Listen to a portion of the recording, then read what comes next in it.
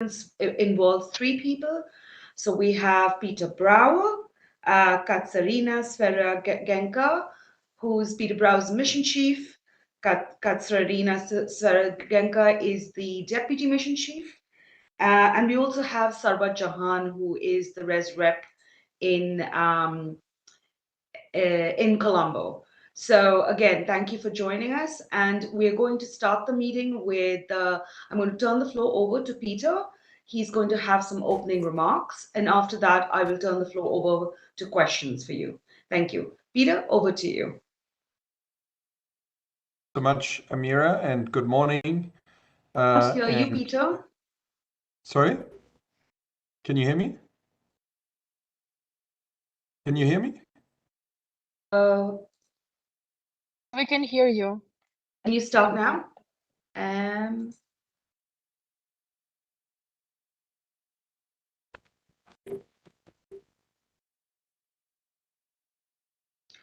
Mira, it sounds like others can hear me. Can you hear me?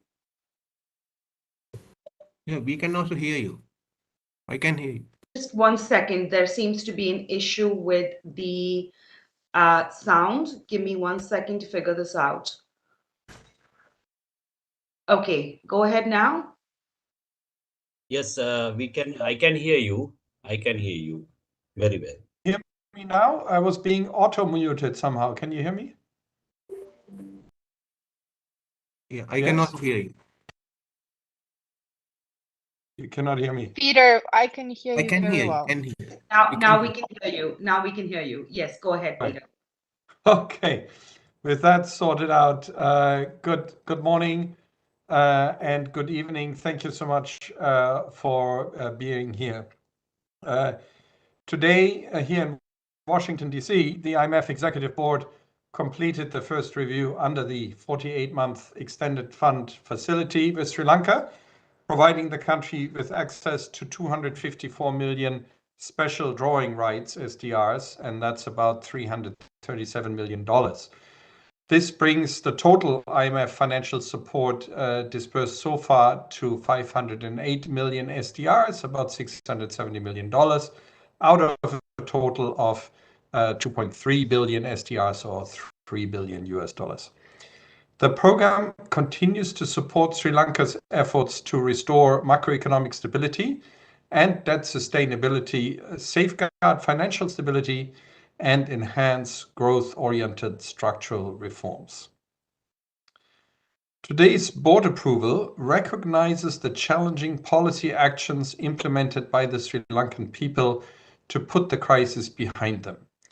Sri Lanka's performance under the program was satisfactory. All quantitative performance criteria for end June were met, except the one on expenditure areas, and all indicative targets were met, except the one on tax revenues. Most structural benchmarks were either met or implemented with delay by October 2023. These macroeconomic policy reforms are starting to bear fruit, and the economy is showing signs of stabilization with rapid disinflation, significant revenue-based fiscal adjustment, and reserves buildup. The key to transitioning from stabilization to a full and swift recovery is sustaining the reform momentum amid strong ownership by the authorities and the Sri Lankan people more broadly. We encourage the authorities to continue to build on these hard-won gains and further advance revenue mobilization, align energy pricing with costs, strengthen social safety nets, rebuild external buffers, safeguard financial stability, combat corruption, and enhance governance. Reinforcing the revenue-based fiscal consolidation with revenue administration reforms is critical to recover from program slippages and to fund the provision of essential government services. The Central Bank of Sri Lanka should continue to focus on the multi-pronged disinflation strategy to safeguard the credibility of its inflation targeting regime. Accumulating reserves, supported by exchange rate flexibility, remains an important priority under the EFF program. Implementing the bank recapitalization plan and strengthening the financial supervision and crisis management frameworks are crucial to safeguarding financial sector stability. We encourage the authorities to remain steadfast on their reform commitments. Commendably, Sri Lanka has also reached important milestones in putting debt on the path towards sustainability. Sri Lanka's agreements in principle with the Official Creditor Committee and the Export-Import Bank of China on debt treatments are consistent with the program targets. It is now important for Sri Lankan authorities and the official creditors to sign the respective memoranda of understanding. Timely implementation of the agreements, together with reaching a resolution with external private creditors, should help restore Sri Lanka's debt sustainability over the medium term. The IMF staff will continue to assist the authorities with creditor coordination in line with the IMF's policies. The publication of a governance diagnostic report, the first in Asia and a structural benchmark under the program, is another commendable step taken by the authorities. Continued commitment to improving governance and timely implementation of the report's recommendations can deliver tangible economic gains to the citizens of Sri Lanka. We look forward to further engagement and collaboration with stakeholders and civil society organizations on this critical reform area. Finally, we welcome the authorities' firm commitment to strengthen social safety nets, including through a minimum spending floor, the selection of beneficiaries through objective eligibility criteria, and well-targeted spending through the dynamic social registry. We emphasize the importance of continuing to support the poor and vulnerable. Let me close by thanking the authorities for their commitment and we look forward to our continued close engagement.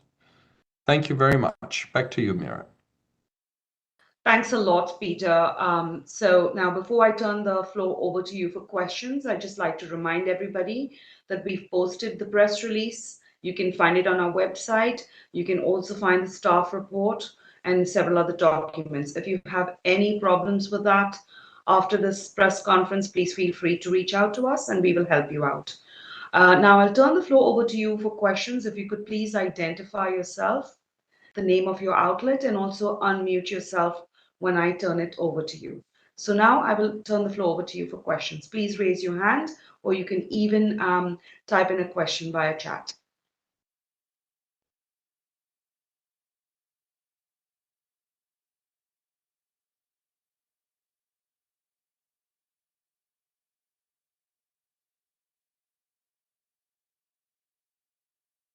Yes, I see Asanta has a question. Asanta, if you can unmute yourself, identify yourself, and you can pose your question, please.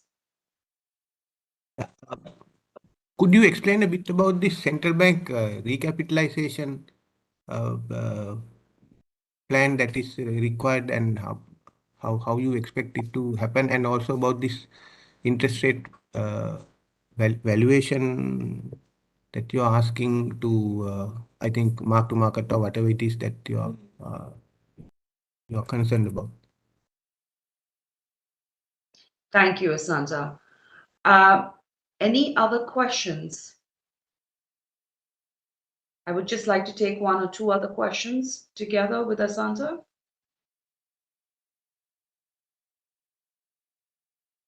Prasad, please go ahead. Prasad, if you could please unmute yourself. Thank you. Can you hear me now? Yes, we can. Thank you. Yeah. Good morning. I'm Prasad from National Television of Sri Lanka, Rupahini. Yeah, my question is now, you have mentioned future measures that Sri Lanka should keep on. One thing, what's your overall assessment of Sri Lanka path of recovery? And Now, with the increasing of taxation, especially now the government has reduced 18% VAT from next January, and it will be a huge impact on the social, especially the vulnerable communities. So now, how can Sri Lanka minimize these social effects of these type of drastic measures? Because now there are some social unrest and the various kind of agitations are coming on. So how can Sri Lanka manage these situations in this context? Thank you, Prasad. I'm going to take 2 other questions and then I will turn it over to Peter. Ruchi Bhatia. Ruchi, if you can unmute. Hi, good morning. Good morning. Yeah, thanks, Meera. Hi, good morning, Peter. You did say that all of the targets were met, barring one, and that was the one on tax revenues. My question is pretty similar to what Prasad had also asked, that at a time when, the people in the country are facing a lot of trouble, do you think increasing tax revenues could put further burden on them? And also, how are you, directing the government to make sure that some of the tax revenue targets are met and are adhered to? Is there any roadmap for that?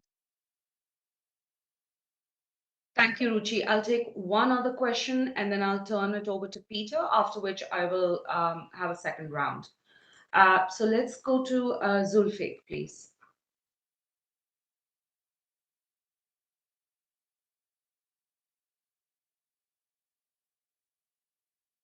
Zulfiq, you might want to unmute yourself.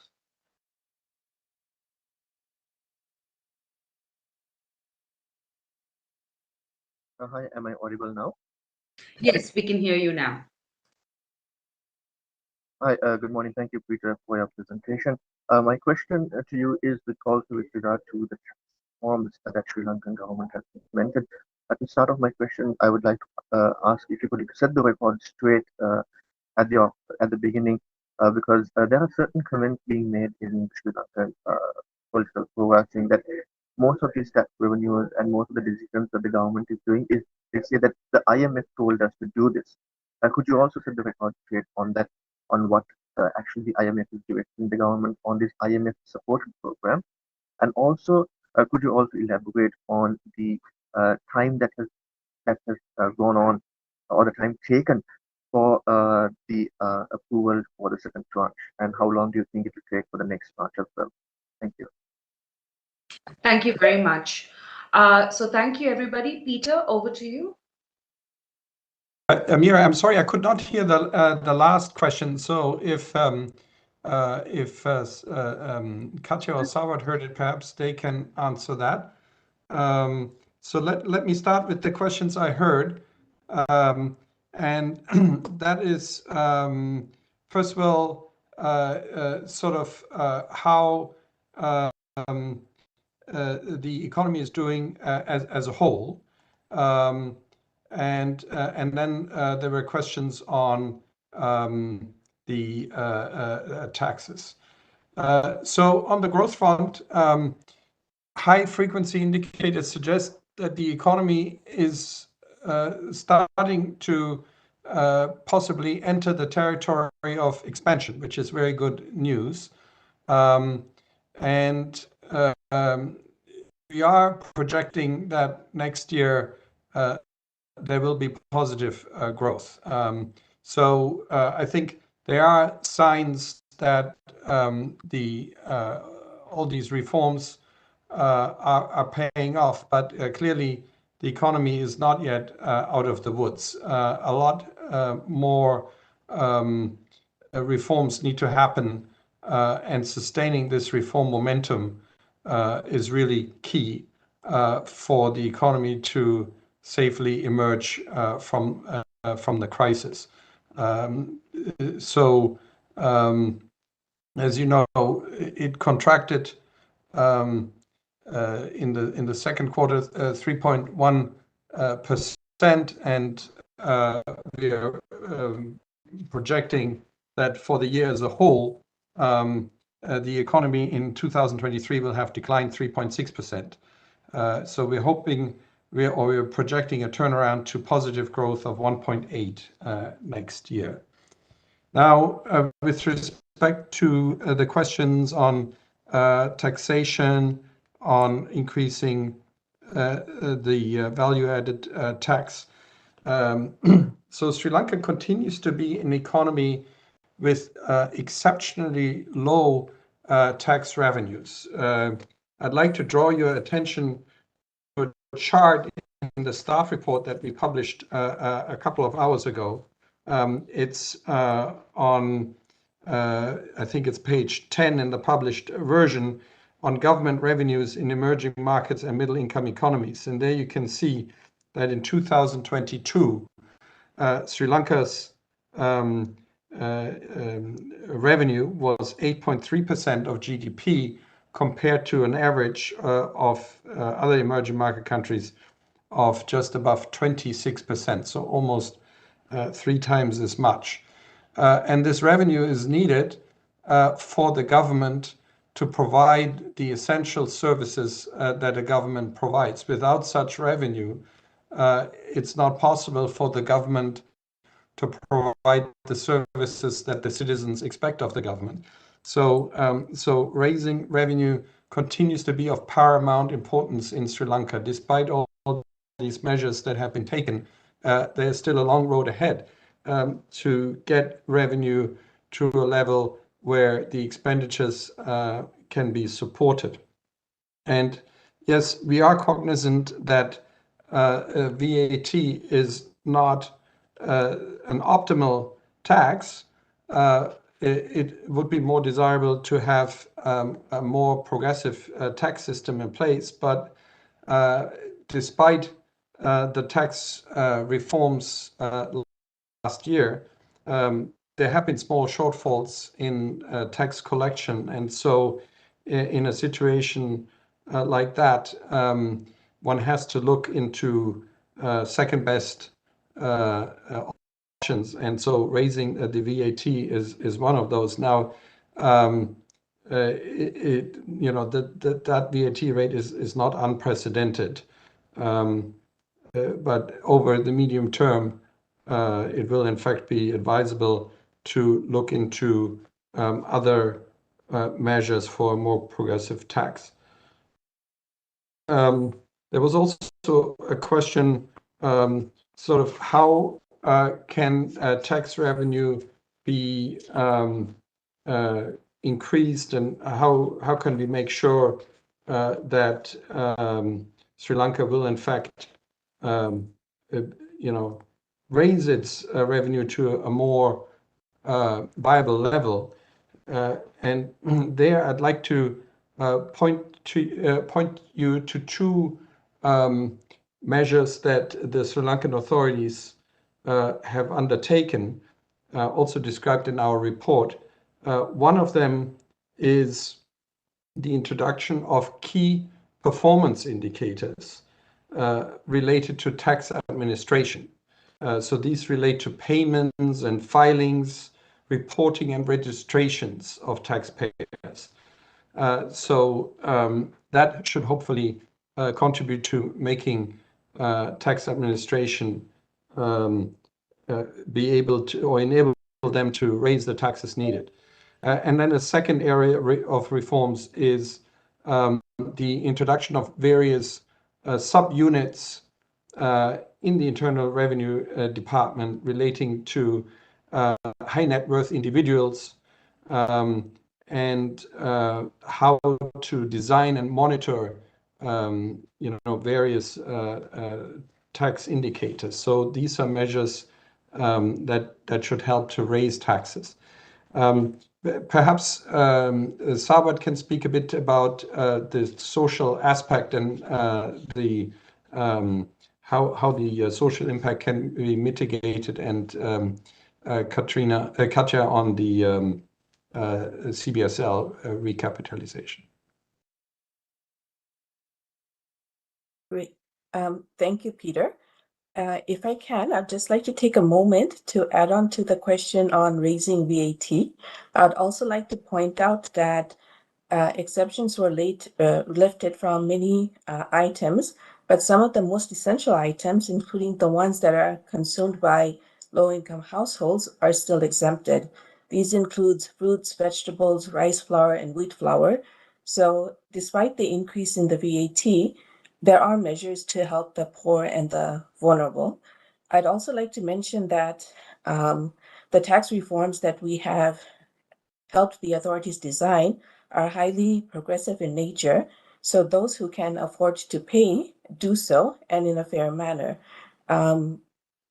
In terms of social unrest, we see that it is very important in the program again, to mitigate the impact on the poor and the vulnerable from many of the economic reforms that are being undertaken. So, a part of the program, we have designed a social protection scheme where there's a minimum spending floor.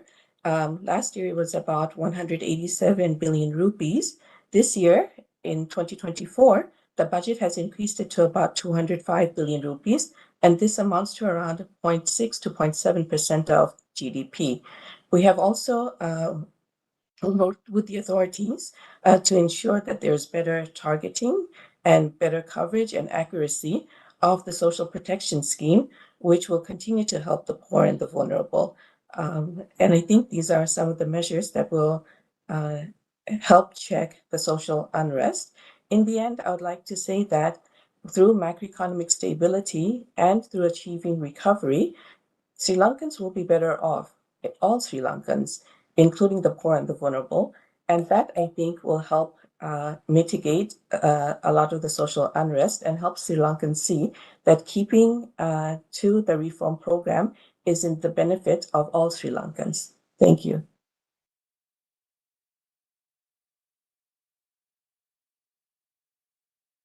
Central bank recap now? Okay.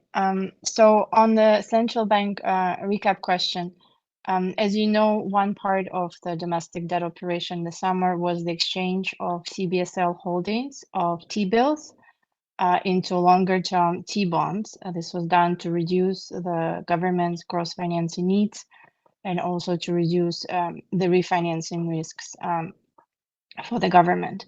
At the same time, this comes at the cost to the CBSL equity. Why is that so? If you hold your assets over a longer time horizon, which is the T-bonds, when you discount them to the net present value, the value becomes lower. And this is where the role of adequate interest rate comes in. These T-bonds need to be valued at the interest rate that is closer to the market-determined yield curve rather than, say, for example, a theoretic a low interest rate. And so if you discount them at the appropriate yield curve, the net present value of the holdings will be lower. As a result, there will be an impact on this on the equity of the central bank. And therefore, we strongly encourage the government to firstly value these T-bonds appropriately in consultation with us and also with with the auditors and accountants, and also then to recapitalize the central bank. How would this be done? This would be done through an equity injection. The program allocated the space of about 0.5% of GDP in the program designed to allow space for central bank recapitalization. Yeah.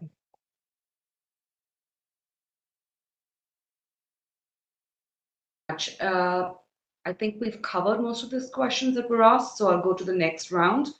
And I also see another question. So there's a couple of questions that have come in via chat. And I know you just talked about central recapitalization of banks. So there's another question related to that. It talks about, will the IMF help recapitalize the banks? Can you elaborate a bit more on the financial sector stability? And this is coming from Dinesh. Dinesh is also asking a question on SOE divestment. Why is there no mention of SOE divestments in the press release? Can we clarify if or not that policy is within the IMF program as alleged by political parties? We also have another question on tax. that's coming from Sanjeeva. It's how have you assessed the high tax impact, especially on inflation and interest rates in 2024? Now, Zulfik has also come back. I know you couldn't hear him, Peter, so we've got some clarification for him. So I'm going to read out his question, and Zulfik, please reach out to us bilaterally if it's not what you actually wanted to ask.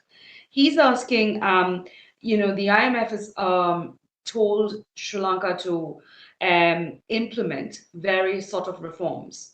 And he asks what more reforms needs to be done. And he's also asking about the next steps. So the next second tranche, when do you anticipate that's going to happen? So he's looking at timing. So I think Peter will stop there and let you take the floor. Thank you. Thank you so much.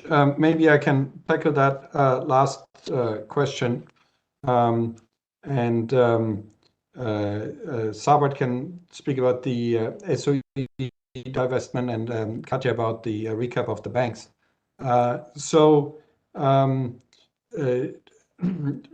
For the second review, and I should highlight, by the way, an easy summary of all the commitments that Sri Lanka has undertaken is essentially on pages 105 to 110 of the bundle that was published today, that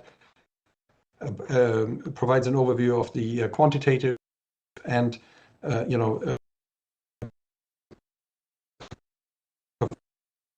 performance that marks the actions to be taken. But looking ahead, what is important for the second review? So, of course, there is the debt restructuring that needs to advance. As I mentioned in my opening remarks, the agreements in principle with official creditors need to be firmed up and translated into firm agreements. And then agreements with the commercial creditors need to be found.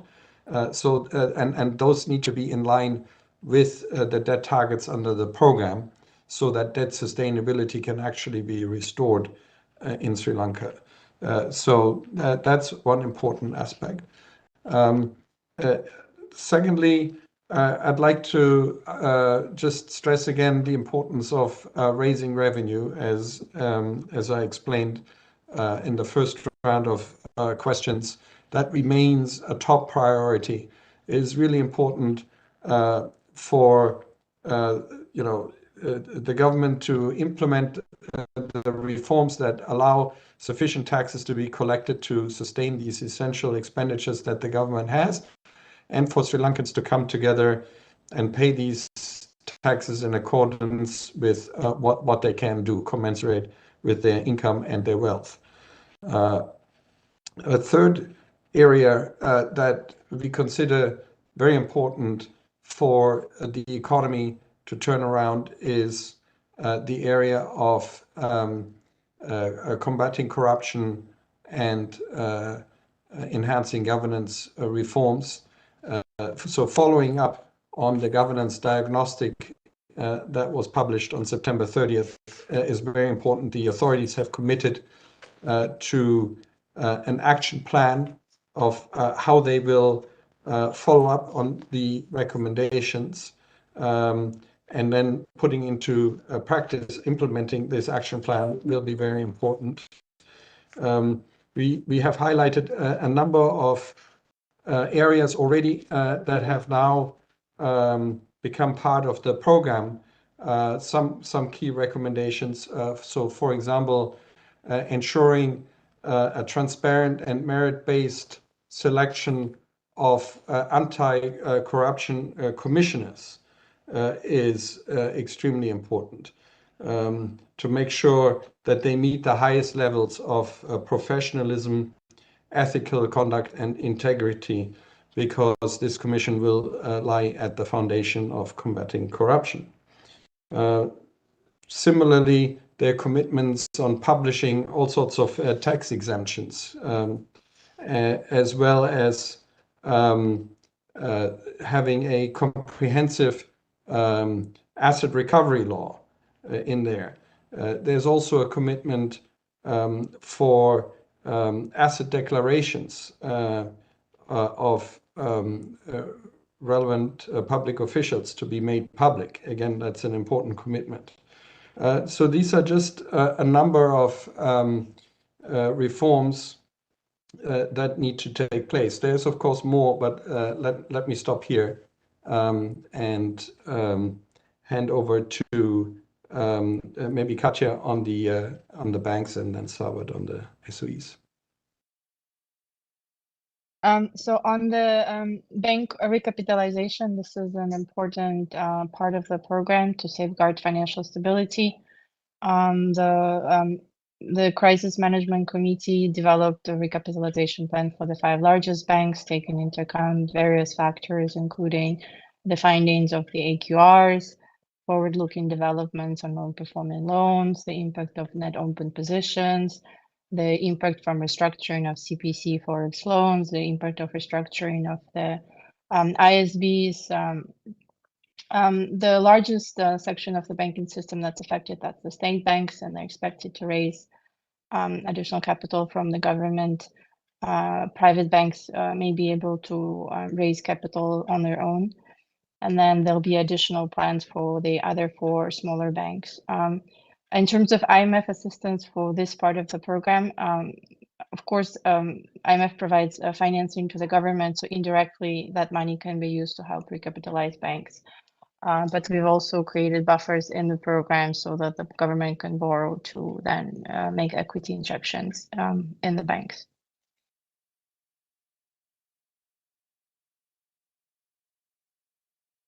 On the SOEs, I'd like to point out that putting public finances on a sustainable footing is a very important part of the IMF program, and therefore, at the very beginning of the program, we had looked into cost-reflective pricing on electricity and fuel, and this continues to be a continuous structural benchmark under the program. Also, in the spirit of putting SOEs on a sustainable footing, one of the structural benchmarks was for the authorities to come up with a strategy on the rebalancing of the SOE's balance sheet. And here we had looked at 4 SOEs. One was Sri Lankan Airlines, Ceylon Petroleum Corporation, Ceylon Electricity Board, and the Road Development Authority. Going forward, SOEs will continue to play an important role in public finances. However, in terms of divesting SOEs, we look to other development partners to work with the authorities. For example, on the Sri Lankan Airlines, IFC is working with the authorities, and for CEB, ADB is playing an important role. Thank you. Thank you very much. I think we've covered that last round. I'm going to go to the next round and ask people who have raised their hands, but I will first start with a question that's come in via chat, and that's by Amal Jayasinghe. He's asking, what exactly is the Chinese offer on financial assurances to Sri Lanka? So perhaps more details on that. And then I'm going to turn the floor to Indika Sakalasuriya. If you could please unmute yourself. Thank you.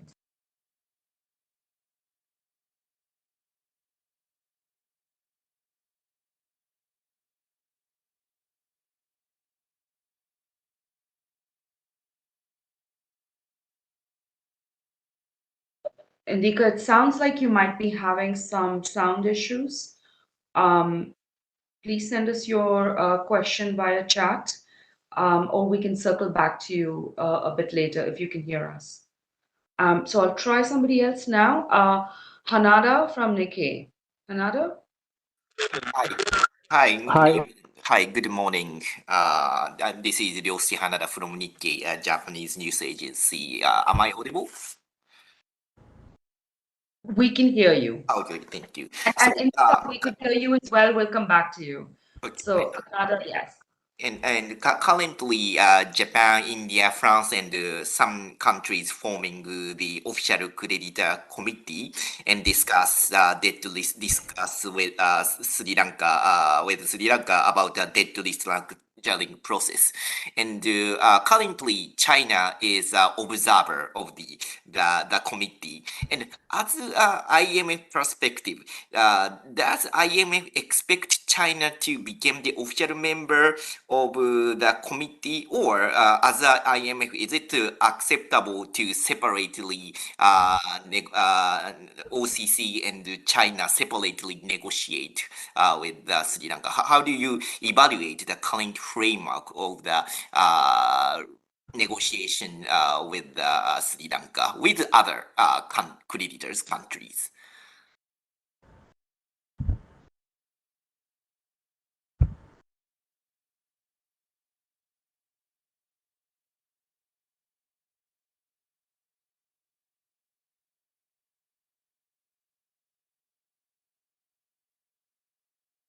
Shall we go ahead, Mira?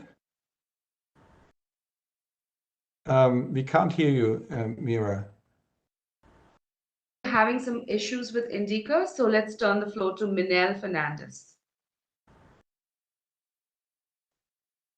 Hi, good morning.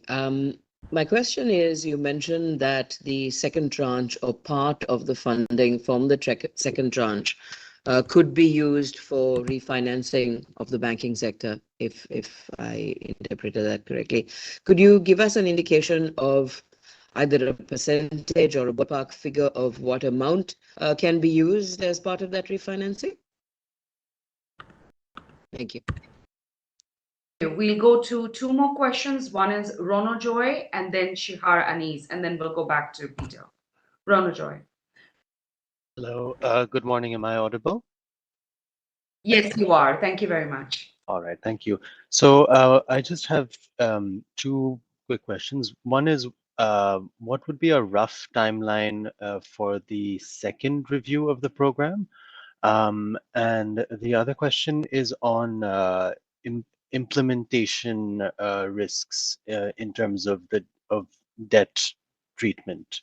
I see that the kind of report on the country report that also came out overnight flags that there's not that much in terms of buffers. Looking at the overall debt treatment that's either agreed or under negotiation right now with official as well as commercial creditors. So a bit more detail on what the implementation risk for debt relief would be great. Thank you. Thank you, Rono Joy. And I believe this might be the last question. Let's go to Shihar Anis. Thank you, Mira. The pace of debt restructuring has been a concern even domestically. How does the IMF see the pace of debt restructuring now with the commercial creditors, and what does this mean for the third tranche? How does it play in the third tranche? That's my first question. Second question is, how do you see the exchange rate management of the central bank now? Thank you. Thank you. Over to you, Peter. Okay, thank you very much. So let me take the questions on the debt and the timeline for the second review, and maybe Katja can speak about the financial sector, the recapitalization and the exchange rate.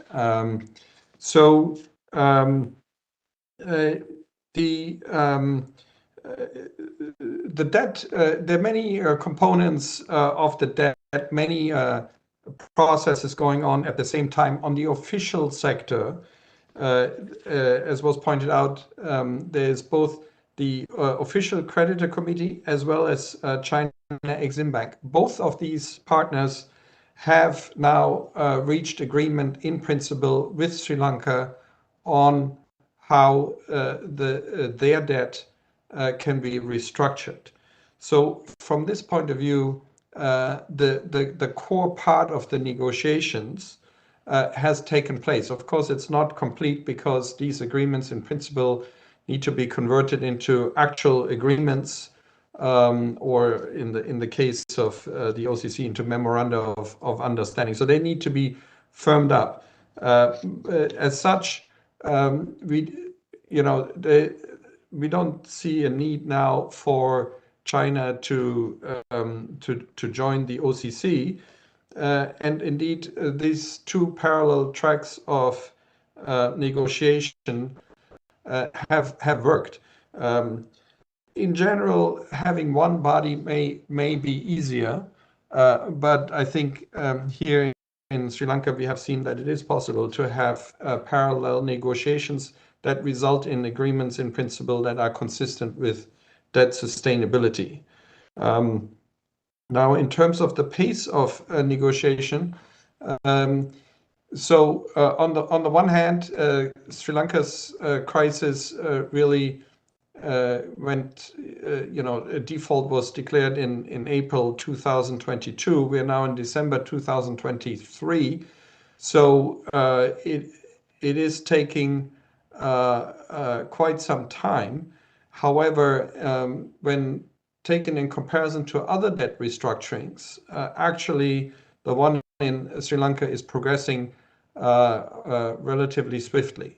So that is good news for Sri Lanka, because that cloak of uncertainty that hangs over the economy is really holding back the recovery. So the quicker the restructuring, the better for the economy.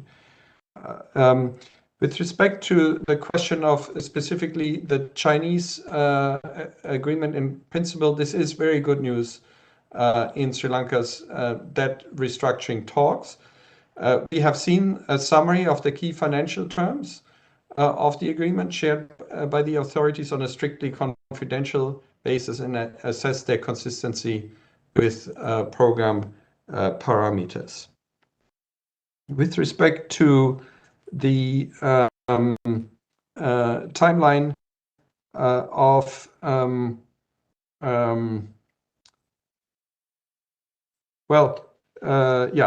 of the second review, we would expect that these official sector agreements in principle are turned into agreements by the time of the second review, and also that agreements have been reached with the commercial creditors. The funds would, we would travel back to Sri Lanka next year and expect that the second review could be concluded, by the end of the first half of the year. Again, it depends on developments on the ground, but we expect to travel to Sri Lanka sometime in March or April, and then conclude the review perhaps 2 months after that. Over to Katja. So one question was on how much of the IMF financing can be used for bank recap, if I understood the question correctly. And the answer is IMF financing is provided as budget support, so then it's up to the government of how they allocate these funds and where they go to. In principle, they help in terms of bringing more foreign exchange in Sri Lanka. More broadly, to give a sense of scale, we've allocated about 6% of GDP in terms of bank recapitalization. The size of the current tranche that's provided following the board meeting today is about 0.5% of GDP. So the needs are a little bit higher than what the current tranche has.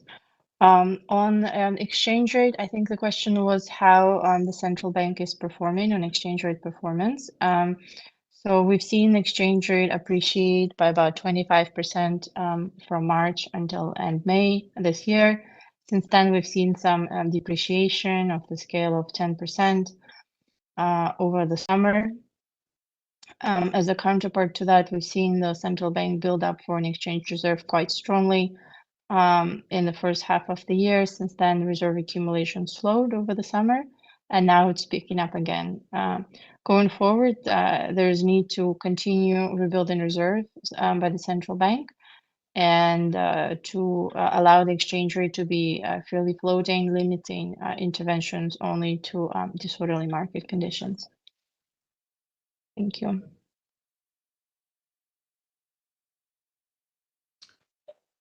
I think we should close. We just have one last question because I know that Indika had problems earlier. She's just asking for your opinion on the introduction of a property tax. If you have any update on that, how the talks with the Sri Lankan authorities are progressing on that. And she also says in your press release, you highlight the need for the ownership of the program by the people of Sri Lanka. But she says, but the government is going ahead with the reforms and tax increases, saying that they were being pushed by the IMF to do these. In this context, do you really think that people will take ownership of this program? And I think with that, we can close. Peter? Thank you so much. The property tax will be an important part of raising revenue in 2025, following all these reforms that have already taken place this year and the previous year. Implementing such a tax is a very long and complex task. One needs to have a proper registry of properties. There needs to be proper valuation systems in place in order to impose this tax. But it is a form of, taxing those with a greater degree of wealth more. So it is a progressive form of taxation, and we do encourage the authorities to, pursue this vigorously and swiftly. And indeed, we have had discussions on this, and the IMF also has provided technical assistance on this, and this will certainly be an issue in the time ahead. With respect to ownership, so ownership is so important. Ownership of the reforms is really what determines the success of a program. We have seen this at the fund many times. If a country, the government, its people really embrace the reforms to extract themselves from the crisis, they succeed and they recover on a path of stable and inclusive growth. In other cases where this ownership lacks, reforms often fail, and then the country might go right back to a crisis where it started from. And so the people of Sri Lanka have lived through this very severe crisis last year in the summer of 2022, and will remember the significant consequences that this has had for their daily lives up to this day today. And so it'll be important to all come together and embrace the reforms so as to fully emerge from this crisis and not have another crisis follow soon after. So this is what we mean by ownership being so important to break this boom-bust cycle. Thank you. Thanks a lot, Peter. And I think we're well over time. So I'm just going to ask if any of you have any parting thoughts to leave with the reporters. If not, I know there's been a rich discussion today. So there's no other parting thoughts. Peter, do you have any closing remarks or anything you think you wanted to add that was not addressed? No, thank you, Mira. I think this point on ownership is an important one to be parting with. It really is important for the authorities, with the support of the people, to hold fast to the reforms and continue on this trajectory to allow Sri Lanka to emerge from this very, very severe crisis. Thank you. Very much, Peter, Katya, Sarvat, for your time. And also, I want to thank all the reporters for your time in helping covering this topic. And if you have any clarifications, please feel free to reach out to us. So thank you again, everybody, for your time, and have a good day. Take care. Bye-bye. Thank you. Thank you.